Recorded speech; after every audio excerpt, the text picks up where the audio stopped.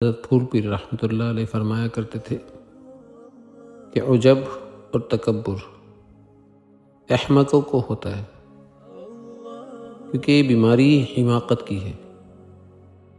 اگر جمعدار کو تھانے دار بنا دو تو ابل پڑے گا، کیونکہ کم ظرف ہوتا ہے۔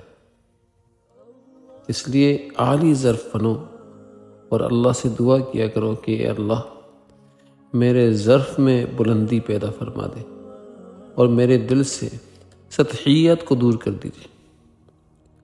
قلب اور اللہ تعالیٰ کے درمیان نفس کو حائل نہ ہونے دو۔ اگر نفس حائل ہو گیا تو اللہ سے دوری ہو جائے گی، جیسے چاند اور سورج کے درمیان جب زمین حائل ہو جاتی ہے نا تو سورج کی روشنی چاند پر نہیں پہنچتی۔ اور قلب کی مثال چاند کی سی ہے، اور اللہ تعالیٰ کی رحمت کی سورج اور قلب کے چاند کے درمیان نفس کی زمین حائل ہے۔ نفس کو مٹاؤ، اللہ تعالیٰ کے پاس پہنچ جاؤ۔ دع نفسک وتعال، نفس کو چھوڑ اور میرے پاس آ جا۔ لیکن دوستو، یہ نفس مٹتا ہے اپنے شیخ کے پاس جا کر، اللہ والوں کی صحبت میں رہ کر۔